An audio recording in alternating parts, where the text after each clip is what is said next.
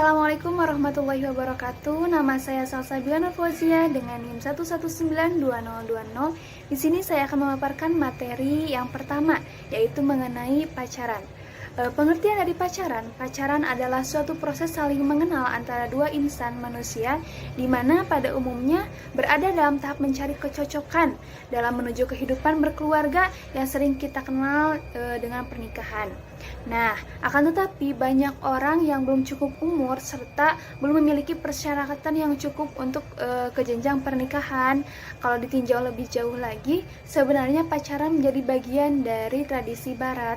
Kenapa seperti itu? Karena masyarakat Barat mensyahkan adanya fase-fase hubungan heteroseksual dalam kehidupan manusia sebelum menikah, seperti cinta monyet, kencan, pacaran, dan tunangan.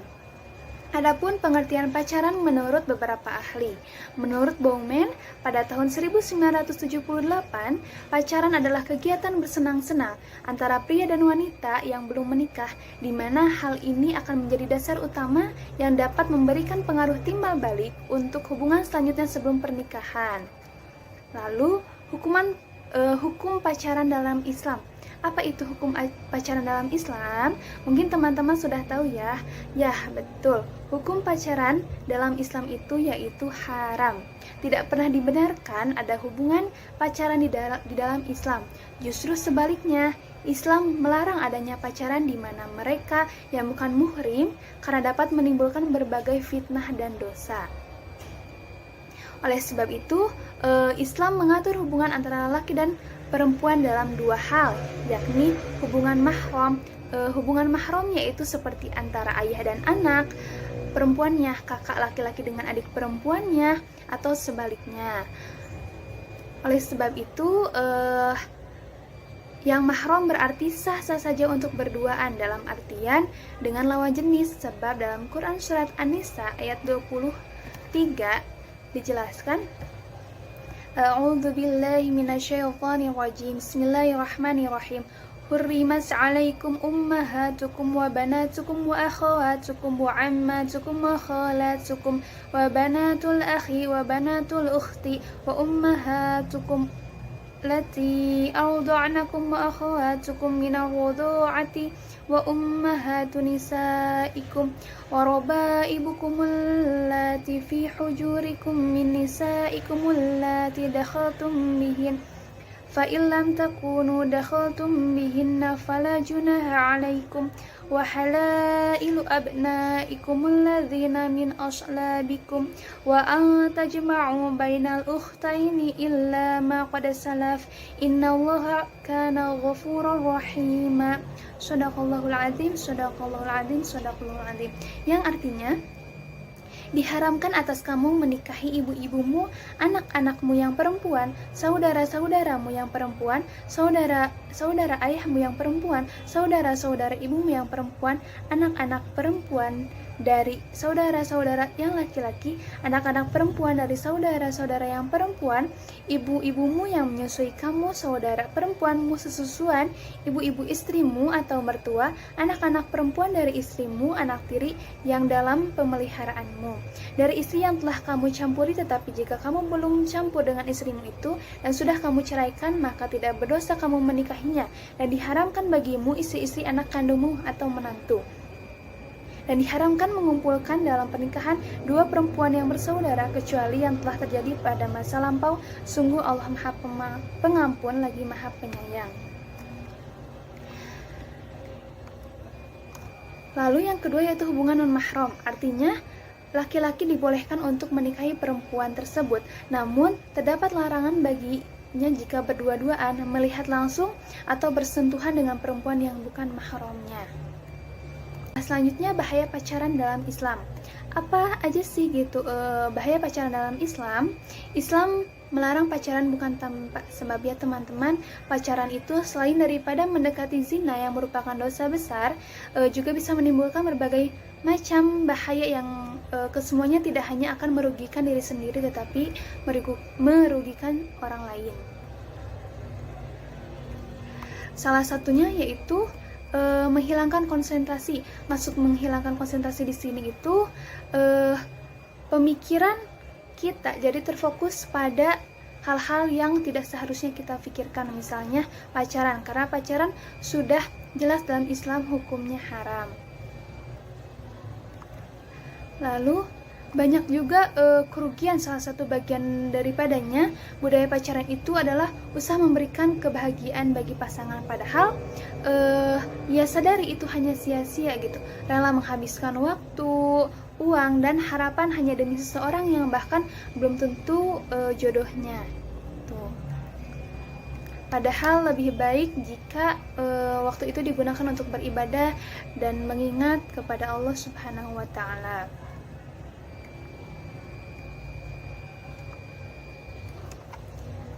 Salah satu kerugiannya itu yaitu melemahkan iman, mengajarkan kepada kemunafikan, mengurangi produktivitas dan minat belajar, lalu menjadikan hidup boros, bahkan bisa menjadi pemicu tindak kriminal. Ini sangat mengerikan ya teman-teman. Semoga dengan adanya ilmu atau penyampaian yang saya sampaikan terkait pacaran ini, semoga kita bisa disadarkan, dan semoga Allah menguatkan kita, menguatkan syahwat dan hawa nafsu kita sampai waktunya tiba. Amin ya Allah ya Rabbal Alamin. Cukup sekian yang dapat saya sampaikan materi mengenai pacaran. Terima kasih. Wassalamualaikum warahmatullahi wabarakatuh. Baik teman-teman semuanya, perkenalkan nama saya Salwa Hotimah, NIM 11920202215. Nah, jadi teman-teman semuanya, di sini saya akan menjelaskan mengenai married by accident. Nah, kita berbicara dulu mengenai pengertiannya ya, pengertian terlebih dahulu mengenai married by accident ini. Karena mungkin teman-teman semuanya bertanya-tanya, apa sih married by accident itu? Kok aku tidak pernah mendengar? Karena mungkin ini dari bahasa asing, bukan dari bahasa Indonesia, kita terjemahkan dulu ya, bahwa married itu adalah pernikahan, baik itu karena atau dengan, lalu accident itu adalah sesuatu yang terjadi, kejadian yang mengejutkan gitu ya. Jadi secara luasnya bahwa bisa dikatakan bahwa married by accident ini adalah kecelakaan, menikah karena kecelakaan, itu karena tanda kutip hamil di luar nikah gitu ya. Namun dapat ditarik kesimpulan bahwa married by accident ini adalah pernikahan yang terjadi akibat adanya hubungan yang dilarang yang dilakukan oleh antara pria dan wanita tanpa ada status yang namanya itu pernikahan. Nah, jadi dia menikah karena terjadinya hamil di luar nikah. Nah, kita membahas mengenai hukumnya ya, hukum dari married by accident ini di dalam Islam gitu ya. Kita berbicara dulu mengenai hukum yang ada dalam Al-Qur'an ya. Bagaimana hukumnya mengenai married by accident ini dalam Al-Qur'an. Namun mau bagaimanapun juga tidak ada ayat yang jelas mengenai yang membicarakan mengenai married by accident ini. Tetapi ada satu ayat di sini saya mengambil dari surat At-Tolak ayat 4 ya, yang dimana yang artinya itu, dan perempuan-perempuan yang haid lagi di antara perempuan-perempuan mu'id, jika kamu ragu-ragu tentang masa idahnya, maka masa idah mereka adalah 3 bulan. Dan begitu pula perempuan-perempuan yang belum haid dan perempuan-perempuan yang hamil waktu idah mereka itu ialah sampai mereka melahirkan kandungannya. Dan barang siapa yang bertakwa kepada Allah, niscaya menjadikan baginya kemudahan dalam urusannya. Nah, dalam ayat ini kita tidak berbicara mengenai idah seorang wanita ya. Ya mungkin emang berbicara mengenai itu dalam ayat tersebut. Namun kita sedang membahas mengenai married by accident, yang dimana bisa dikatakan dari penjelasan ayat di atas ini, dari ayat ini, bahwa perempuan-perempuan yang hamil itu tidak boleh dinikahi gitu sampai si perempuan yang hamil ini melahirkan. Jadi hendaklah jika seseorang laki-laki ingin menikahi wanita yang hamil, hendaklah ia menunggu dulu kandungannya itu sampai lahir gitu. Jadi kata hamil dalam ayat ini tuh sebenarnya umum gitu, sehingga hamil dalam perkawinan yang sah atau hamil karena zina masuk dalam pengertian yang demikian gitu. Jadi yang dimaksud dari ayat ini itu di atas adalah perempuan-perempuan yang hamil, baik itu hamilnya atas zina atau bukan, waktu iddah, masa menunggu untuk bisa menikah mereka itu sampai mereka melahirkan kandungannya gitu. Jadi intinya perempuan yang sedang hamil tidak bisa dinikahi sampai si wanita yang hamil tersebut sudah melahirkan. Nah, itu dalam Al-Quran. Jadi sudah dikatakan misalnya ada kejadian ia hamil di luar pernikahan, maka ia tidak bisa dinikahi ketika ia hamil. Nah, selanjutnya hadis mengenai marriage by accident ini ya. Kita tadi berbahas mengenai Al-Qur'annya, kita sekarang membahas mengenai hadisnya. Di sini panjang, ada hadis telah menceritakan kepada kami Umar bin Hafs bahwasannya barang siapa yang beriman kepada Allah dan hari akhir, janganlah memasukkan air maninya ke dalam rahim wanita yang telah disetubuhi orang lain. Abu Isa berkata bahwa ini merupakan hadis hasan.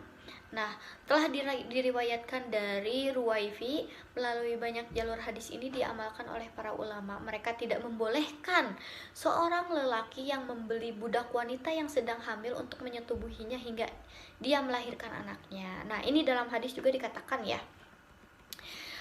Ini hadis At-Tirmizi, yang dimana bahwa sabda Rasulullah Shallallahu Alaihi Wasallam, tidak halal bagi orang yang beriman kepada Allah dan hari akhir dia menuangkan air maninya pada semanian orang lain gitu. Bahasa yang dipakai hadis ini adalah bahasa kinayah yang mengandung maksud bahwa tidak boleh menikahi wanita yang di dalam rahimnya itu ada benih orang lain.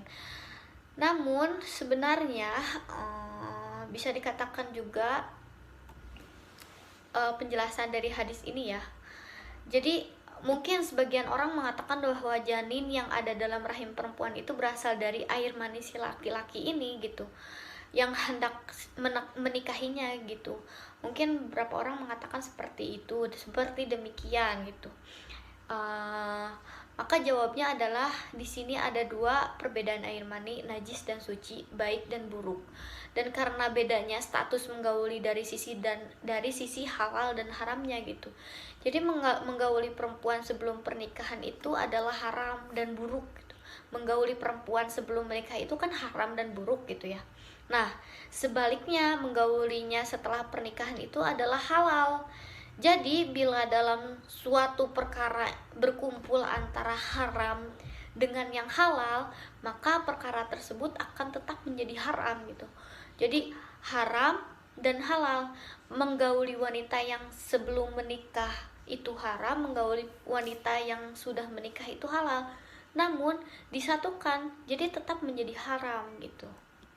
Jadi hal ini sesuai dengan kaidah apabila berkumpul antara yang halal dan yang haram pada waktu yang sama, maka dimenangkannya hal yang haram ini. Jadi dengan demikian sekalipun laki-laki yang menghamilinya, yang menikahinya, maka tetap tidak boleh. Dalam hadis seperti itu.